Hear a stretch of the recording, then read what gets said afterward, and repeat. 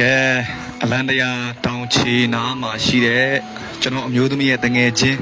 အဲ့တငယ်ချင်းရဲ့မိအဖေရဲ့ခြံပေါ့နော်တငယ်ချင်းရဲ့ခြံပေါ့ဒူရင်းဒီသွားဝယ်စားတာသူတို့စီမှာတော့ဒူရင်းဒီစိုက်တာချိုးပင်နေ15နှစ်လောက်ရှိပြီတဲ့15နှစ်လောက်ဂိုင်းကူးတွေပေါ့ဂိုင်းကူးဆိုတာတော့ဒီယူရီးယားမုံထောင်းတို့ဘာလို့အဲ့ဂိုင်းကူးတွေကအဲ့ဒူရင်းမီတွေက6နှစ်လောက်ဆို9နဲ့6နှစ်လောက်ဆိုသူကတီးပြီစားရပြီပေါ့လေစတီးပြီပေါ့အဲ့လိုစတီးပြီတဲ့နေရာလေးကတော့တိတ်ဆိတ်တယ်ဗျအလန်တရာတောင်ချင်နားလေးမှာအလန်တရာဖယားအနီးမှာပေါ့ကျွန်တော်မိမတော်ပါပဲညာလေးမှာလာနေချင်းတယ်ကျွန်တော်တို့ကလမ်းမနဲ့နီးတဲ့နေရာမှာနေတော့ကားတန်းတွေကစုတယ်ဟောဟိုရှိမှသူတို့နေတဲ့နေရာလေးချမ်းတော့အကျယ်ကြီးပဲဗျ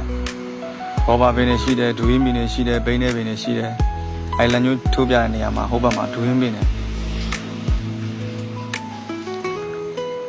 သူတို့ဒူးရင်းပင်နေစိုက်ထားတာတော့သူဒူးရင်းပင်နေစိုက်ထားကြတာ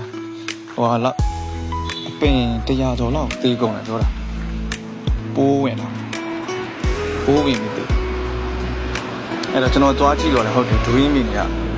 ဟိုဆိုလို့ရှိရင်ဒါကောင်းဆိုလို့ရှိရင်ဒါဗမာသီးလို့ပြောတာသူကအပင်မြင့်ပြီးတော့သူတီးနေတယ်မရှိမှရှိတဲ့ဟာတွေကတော့ရှိမှတွေ့နေတဲ့ကောင်ကတော့သူကယူရီးယားသီးပေါ့ယူရီးယားသီးမှာသူတို့ကမွန်ထောင်းတို့ဘာလို့ညာတော့ခွဲကြသေးတာမိချောင်းကောင်းလို့အဲ့လိုမျိုးခွဲကြတယ်ဒါဒီပင်ဆိုယူရီးယားပင်ဂိုင်းကူးပင်သူတို့စိုက်ထားတာဒါနဲ့6နှစ်ဆိုလို့ရှိရင်တီးပြီ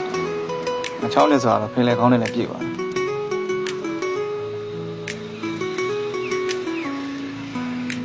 ဒူရင်းမင်းတွေကပိုးကြတယ်တဲ့ပိုးကြတာပိုးမှာအဲ့လိုလက်မလောက်အဲ့လိုကောင်းပိုးကောင်းတယ်ပိုးကောင်းနေကြတယ်ဒီပိုးတွေကဒီယူရီးယားထားရလူတော့မှမကကွယ်နိုင်ဘူးပြောတယ်အဲ့ပိုးကြလို့သိတာပင်100လောက်ရှိတယ်ဆိုတော့နှမျောစရာတော့ကောင်းပါတယ်ဒူရင်းမင်းဒီကောင်လေးဆိုရင်ဒါယူရီးယားသီးပေါ့ဒူရင်းသီးကအဲ့လိုမျိုးဖင်လေးဝိုင်းနေမှာသူအမွှာလှဖင်ချုံနေလို့ရှိရင်အမွှာမလှဘူးဒူရင်းသီးက